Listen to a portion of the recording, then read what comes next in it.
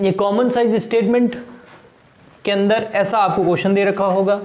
Common size statement analysis है एक तरह का, फाइनेंशियल स्टेटमेंट को एनालिसिस करने का तरीका है। जैसे कंपेरेटिव था, ऐसे कैसे कॉमन साइज है। बैलेंस शीट दे रखी होगी, नीचे लिखा होगा prepare common size statement of balance sheet. तो आपको ये पूरी की पूरी बैलेंस शीट वापस लिख लेनी है। इसके आगे 2 कॉलम और, जैसे कंपेरेटिव में बनते थे ऐसे कैसे इसमें भी बनेंगे, बट उसमें कंपेरेटिव में वो चेंज वेंज वाले बनते थे ना, यहाँ वो नहीं बनेंगे। यहाँ देखो बेटा कैसे बनेंगे, यहाँ बनेगा एक ये वाला 31 मार्च 2016 वाला, देखो ये प्रीवियस ईयर और ये करंट ईयर। देखो बेटा ये देखो ये प्रीवियस ईयर और ये, तो ये प्रीवियस ईयर का वापस बनेगा, लेकिन इस बार किस में बनेगा, करंट ईयर का वापस बनेगा, लेकिन किस में, तो इसमें इंक्रीज डिक्रीज वाला मामला नहीं है, क्योंकि हम कंपैरिजन कर ही नहीं रहे। कंपेरेटिव में कंपैरिजन करना होता है, इंक्रीज हुआ या डिक्रीज हुआ, कंपैरिजन हो गया ना। यहाँ पर कंपैरिजन नहीं है, यहाँ तो एक कॉमन अमाउंट लेना है और उससे परसेंटेज निकालने हैं। इस एनालिसिस का मतलब ये होता है कि हमारी जो एसेट है या लायबिलिटी है वो कितने परसेंटेज है। तो देखो भाई बिल्कुल सिंपल है इसको निकालना। जैसे पहले हम 2016 ले लेते हैं। 2016 में देखो क्या क्या लायबिलिटी है, एक तो शेयर कैपिटल, एक रिजर्व एंड सरप्लस, फिर नॉन करंट लायबिलिटी में लॉन्ग टर्म बोरोविंग और करंट लायबिलिटी में ट्रेड पेबल। शेयर कैपिटल 15,50,000 की, reserve and surplus 5 lakh, long term borrowing 6 lakh और ट्रेड पेबल 15,50,000। Total liability 41,50,000, 41,50,000। अब हमको ये पता करना है कि हमारी टोटल लायबिलिटी है 41,50,000, उस टोटल लायबिलिटी के अंदर हमारी कैपिटल कितने परसेंट है। इस टोटल लायबिलिटी के अंदर हमारा रिजर्व एंड सरप्लस कितने परसेंट है। इस टोटल लायबिलिटी के अंदर हमारी लॉन्ग टर्म बोरोविंग कितने परसेंटेज है, और इस टोटल लायबिलिटी में हमारा ट्रेड पेबल कितने परसेंटेज है।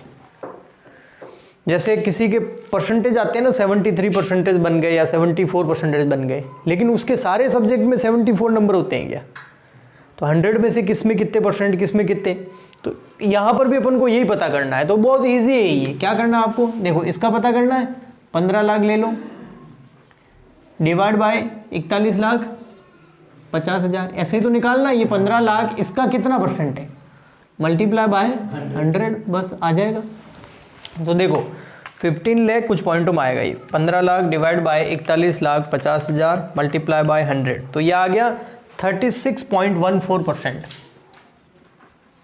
इसका मतलब क्या हुआ, 2016 के अंदर हमारी जो कैपिटल थी वो टोटल लायबिलिटी का 36.14% थी, लगभग 36% हमारी क्या है, कैपिटल है।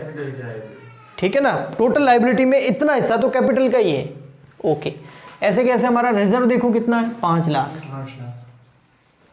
कितने पर, 41,50 पर, मल्टीप्लाई बाय 100। अब देखते हैं भाई 41,50 में रिजर्व कितने परसेंट है, तो 5 lakh divide by 41,50,000 multiply by 100, 12%, लगभग 12.05%। आगे समझ में, ऐसे कैसे सबको देखना है। ये 6 लाख, इसमें डिवाइड किसका कर देंगे, 41,50,000 का, मल्टीप्लाई बाय 100,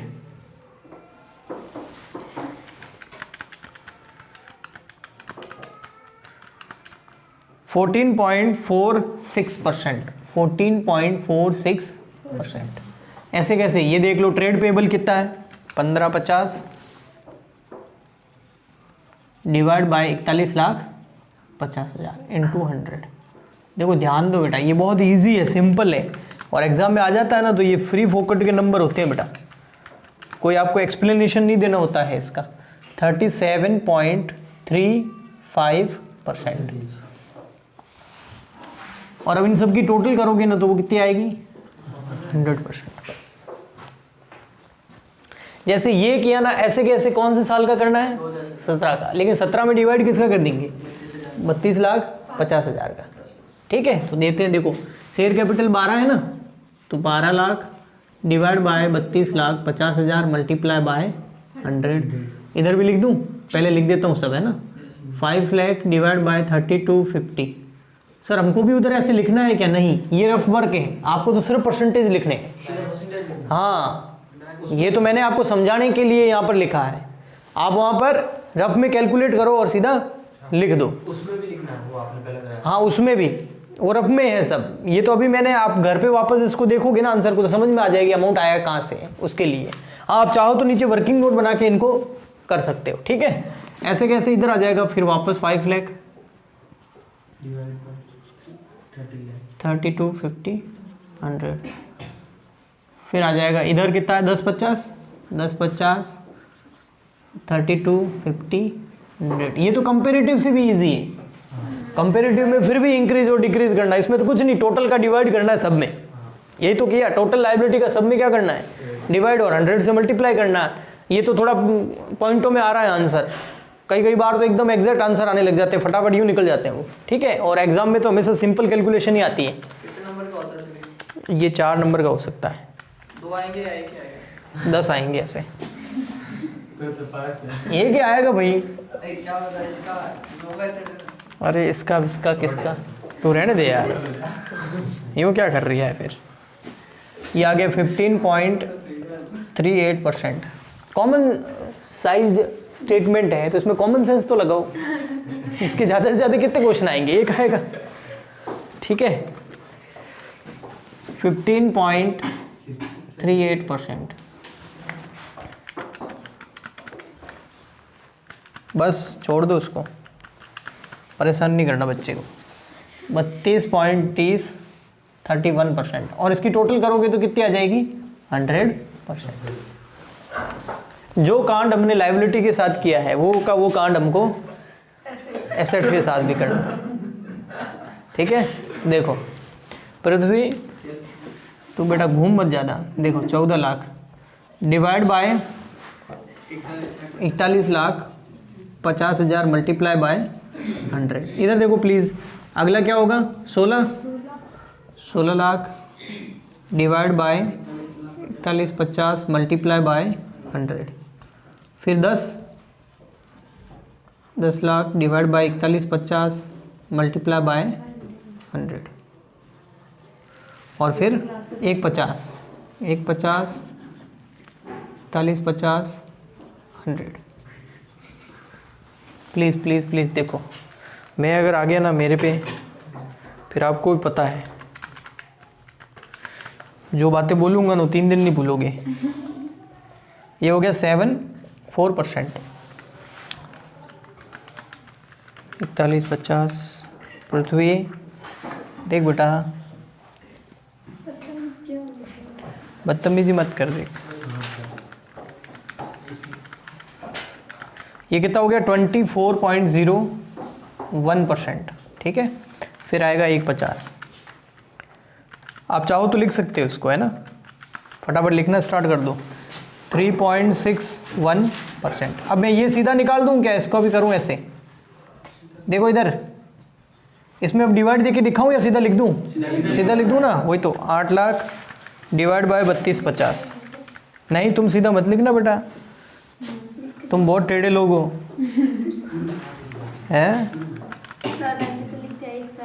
एक साइड लिख दिया तो कोई बात नहीं, वापस लिखना पड़ेगा, तुम भूल जाओगे बेटा। नहीं ऐसे नहीं करते।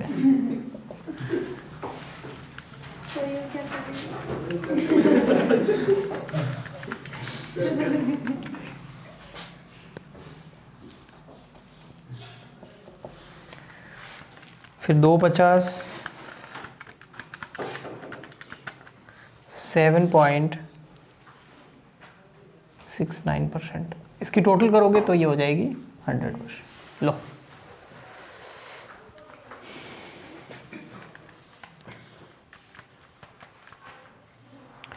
एक कम है, इधर 2 कर दो इसको।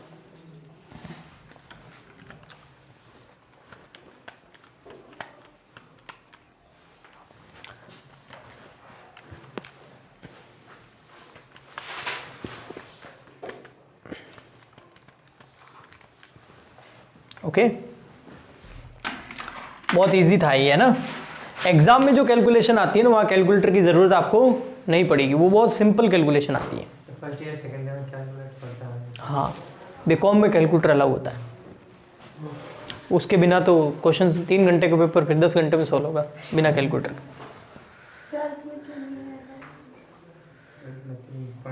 पहले में ये आपको दे रखा है एक क्वेश्चन, इसके अंदर आपको कुछ डेटा दे रखा है और आपको इससे बनाना क्या है, prepare common size statement of profit and loss. Common size banana statement, तो मैंने उसका एक फॉर्मेट बना दिया। उस फॉर्मेट में ऐसा होता है भाई, कॉमन साइज स्टेटमेंट बनाना ना, दो, एक previous year, current year, previous year का परसेंटेज और करंट ईयर का परसेंटेज। चलो परसेंटेज वाला मामला बाद में देखेंगे, पहले ये तो तैयार करें। इसमें सबसे पहले रेवेन्यू फ्रॉम ऑपरेशन आता है, यहाँ दे रखा है 6 लाख और 8 लाख। रेवेन्यू फ्रॉम ऑपरेशन मतलब सेल्स। रेवेन्यू फ्रॉम ऑपरेशन का मतलब क्या होता है, सेल्स। ठीक है। अदर इनकम, ये रही अदर इनकम, देखो ये हो गया, ये हो गया, ये रहा अदर इनकम, 10,000 और 12,000, टोटल हो गया 6 लाख 10,000 8 लाख 12,000। ओके, अब एक्सपेंसेस देख लेते हैं। एक्सपेंसेस एक तो दे रखे अपन को इनडायरेक्ट एक्सपेंस, और एक दे रखा है cost of revenue from operation. तो cost of revenue from operation तो लिख देते हैं इधर, cost of revenue from operation मतलब COGS, cost of goods sold है, सीधा यही दे रखा है। बढ़िया है, अच्छा है। ये कितना दे रखा है, 428 और 728, तो 428 728। अब देखो क्या क्या हो गया, ये हो गया रेवेन्यू फ्रॉम ऑपरेशन, ये हो गया अदर इनकम लिख दी, ये 3 चीजें हो गई। टैक्स तो यहाँ आएगा, तो अब बच गया इनडायरेक्ट एक्सपेंस। वो क्या बोल रहा है, 25% ऑफ GP, 25% ऑफ GP। तो पहले तो ग्रॉस प्रॉफिट निकालना पड़ेगा ना। तो ग्रॉस प्रॉफिट निकालने का फॉर्मूला होता है, सिंपल फॉर्मूला एकदम, सेल्स माइनस COGS। रेशियो वाले चैप्टर में सीखा था हमने। तो हम 2015-16 का निकालते एक बार GP। 2015-16 की सेल्स कितनी है, ये रेवेन्यू फ्रॉम ऑपरेशन का मतलब क्या है, सेल्स, तो कितनी है 6 लाख। और ये जो है ना COGS, ये रहा कॉस्ट ऑफ गुड्स सोल्ड, ये 4,28,000, तो GP आ जाएगा। ठीक है, तो 6 लाख माइनस 428, तो ये आ गया GP, आ गया आपका। ग्रॉस प्रॉफिट आ गया कितना, 1,72,000, 172। लेकिन GP थोड़ी चाहिए, मुझे क्या चाहिए, इनडायरेक्ट एक्सपेंस। उसको यहाँ लिखना है, कहाँ लिखना है, इधर, इनडायरेक्ट एक्सपेंस। और वो इनडायरेक्ट एक्सपेंस कितना है, 25% ऑफ GP ये रहा, निकाल दिया हमने। इसका 25% करेंगे तो इनडायरेक्ट एक्सपेंस आ जाएगा, इनडायरेक्ट एक्सपेंस। तो 172 का 25%, 43,000, 43,000, ये हाँ लिख दी। हाँ, ये वर्किंग नोट। ठीक है, अब ऐसे कैसे इसका निकालना है, तो 16-17 का निकालते हैं। 8 लाख, तो उसमें सेल्स कितनी है, 8, और कॉस्ट ऑफ गुड सोल्ड कितना है, ये रहा 728, 72,000। तो 8 माइनस 728, 72। ये 72 क्या आ गया, GP। अब हमको क्या चाहिए, GP नहीं, इनडायरेक्ट एक्सपेंसेस, और वो कितना है 25% ऑफ GP। तो 72 का 25% करेंगे तो ये आ गया 18,000। कितना आ गया, 18,000। ये यहाँ लिख देंगे 18,000। आगे समझ में। तो पहले तो स्टेटमेंट ऑफ P&L तो बनाओ, बाद में करेंगे कॉमन साइज का एनालिसिस। ओके, तो अब देखो यहाँ पर 428 प्लस 43 हो गया 4,71,000। खर्चों की टोटल कर रहा हूँ, है ना। 728 प्लस 18, तो ये हो गया 746। अब प्रॉफिट बिफोर टैक्स, ये कैसे आता है, 3rd माइनस 4th, यानी कि रेवेन्यू माइनस एक्सपेंस। रेवेन्यू कितनी है, 610, और एक्सपेंस कितने, 471, तो ये आ गया 1,39,000। ऐसे कैसे इसका कर देंगे, 8,12,000 रेवेन्यू है टोटल, उसमें से 7,46,000, 7,46,000 है खर्चे, तो 66,000 की क्या आ गई, इनकम। अब इस पर टैक्स कितना लगाना है बेटा, 30%, दोनों में ही, तो 30% लगा दो। तो 139 का 30%, 41,700, उसमें से लेस कर दो 139 में से 41,700, तो यहाँ आ जाएगा 97,300। यही है आपका प्रॉफिट आफ्टर टैक्स। ऐसे कैसे, इसका कर दो 30%, 66,000 का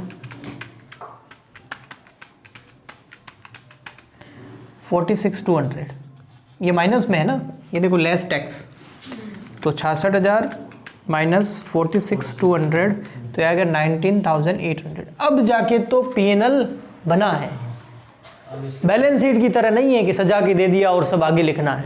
ये P&L है, ये सजा के ये आपको बनाना पड़ेगा पहले, फिर अब आगे इजी है। अब इजी कैसे है तो देखना बेटा, थोड़ा कंफ्यूज मत होना।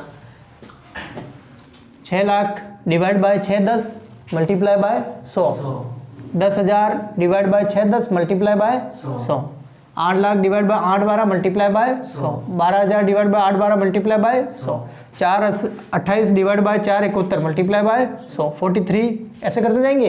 गलत, ये बैलेंस शीट नहीं है ना, जज्बात बदल दिए, वक्त बदल दिया।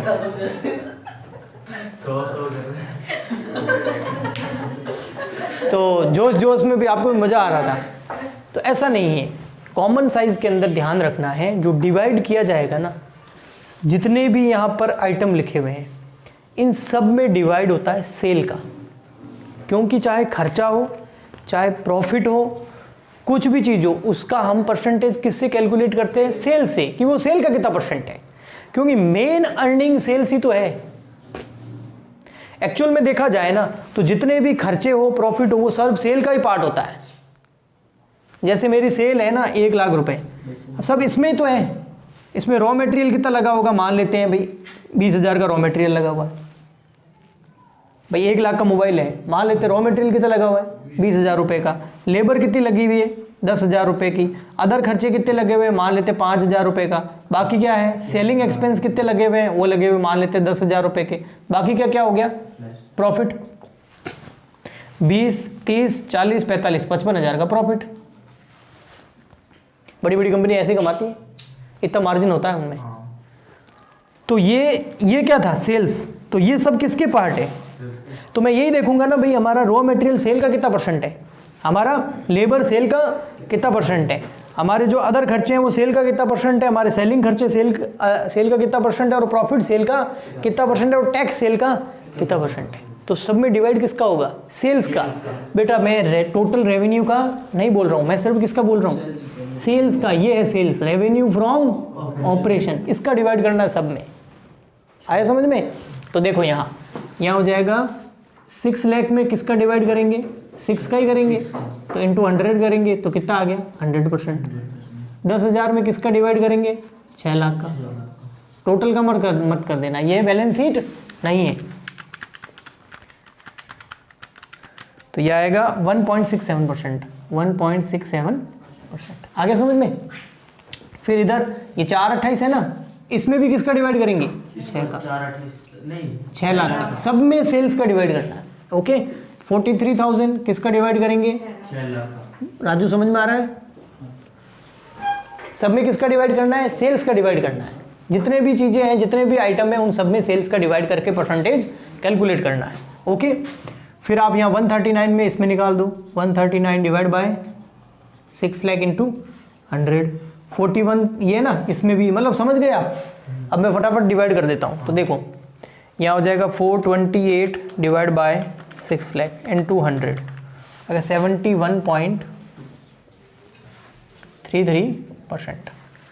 43,000 divide by 6 lakh into 100, 7.17%। Okay ठीक है, ऐसे कैसे उधर निकाल देते। अब इसमें किसका डिवाइड होगा, यहाँ पर 17 में 8 का, सब में किसका डिवाइड होगा 8 लाख में। तो 8 में 8 का डिवाइड करेंगे तो 100। 12,000 में किसका डिवाइड करेंगे, 8 लाख का। समझ में आ गया, कोई कंफ्यूजन, पक्का। 1.5%। ऐसे अब किस में करेंगे, 728 है ना, डिवाइड बाय 8 लाख सेल। 18,000 डिवाइड बाय 8 लाख, मैं 8 लाख भी नहीं बोलूँगा, मैं ये बोलूँगा सेल्स का डिवाइड करना है, रेवेन्यू फ्रॉम ऑपरेशन का डिवाइड करना है। लिखो फटाफट।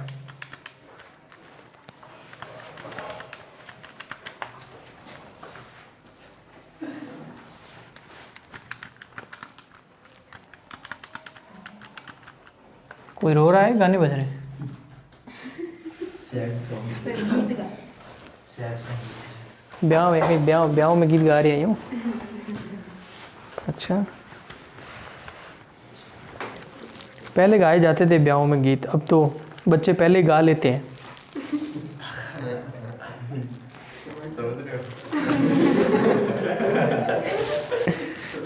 सब समझ रहे हैं।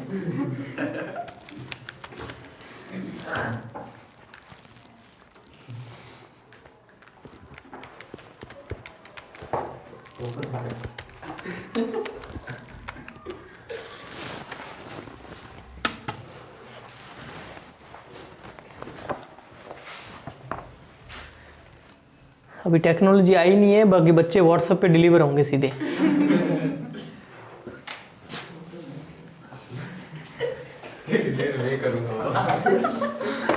है सही बात है, कुछ भी नहीं करना भाई।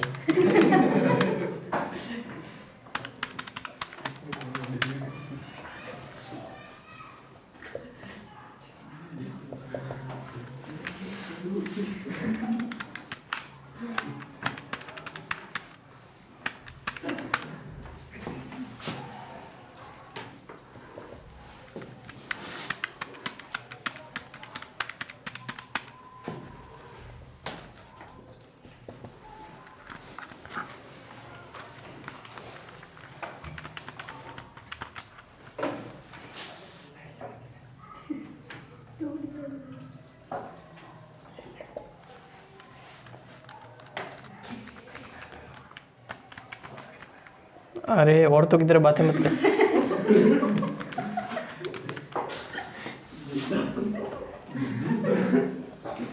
कौन निशान था? ये तो है।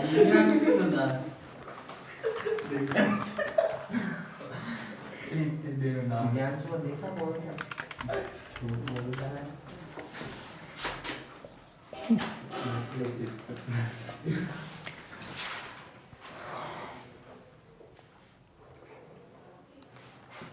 ये टोटल खर्चे भी, इसका भी परसेंटेज निकाल सकते हो, सेल का कितना है, सब में सेल का ही डिवाइड करना है।